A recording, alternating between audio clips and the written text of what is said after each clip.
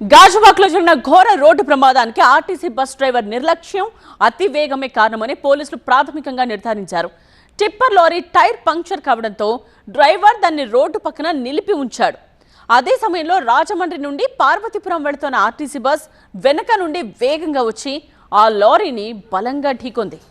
ఆ బొగ్గుని తీసుకొని వస్తూ టైర్లు పేలిపోవడం వల్ల రోడ్డు మార్జిన్లో ఆగింది. అది ఆగిన లారీని ఒక్క 8 నిమిషాల వ్యవధిలోనే ఆ గ్యాప్లోనే సూపర్ లగ్జరీ బస్సు రాజమండ్రి నుంచి పార్వతీపురం నుంచి వస్తూ ఆగున్న లారీని గుద్దడం వల్ల ఈ ప్రమాదం జరిగింది. ఈ బస్సు అతివేగంగా రావడం వల్ల గమనించకపోవడం వల్ల ఈ ప్రమాదం జరిగింది. 3 చనిపోయారు, 7 తీవ్ర గాయాలయ్యాయి. డ్రైవర్ని తర్వాత లారీని మేము అదుపులోకి తీసుకోవడం జరిగింది. ప్రమాదానికి కారణం బస్సు అతివేగం, అజాగ్రత్తగా బండి నడపడం వల్ల రోడ్డు మార్జిన్లో ఉన్న లారీని చూసుకోకుండా దాన్ని అనుకరించి గుద్దడం వల్ల లారీ డ్రైవర్దే తప్పు. ప్యాసింజర్లు కూడా చెప్తున్నారు. సీన్ చూసిన తర్వాత మనకు అర్థమైంది అదే, బస్సు తాలూకా డ్రైవరు అతివేగము నిర్లక్ష్యంగా డ్రైవ్ చేయడం వల్ల ఈ ప్రమాదం కారణం. ఈ ఘోర ప్రమాదంలో 3 అక్కడికక్కడే ప్రాణాలు కోల్పోగా మరో 8 మంది తీవ్రంగా గాయపడ్డారు.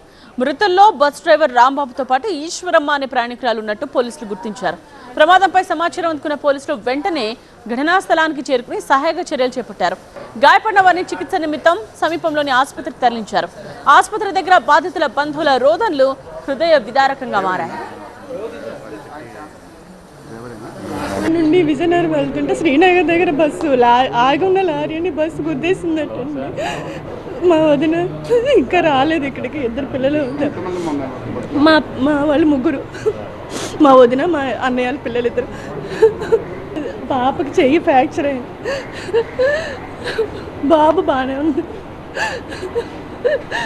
మా వదినకి బాగోలేదు, చనిపోయిందని అన్నారు. పిల్లలు 2 ఉన్నారు బస్సులోని. బాబు బాగానే ఉన్నాడు, పాపకి రైట్ హ్యాండ్ ఇదయ్యింది.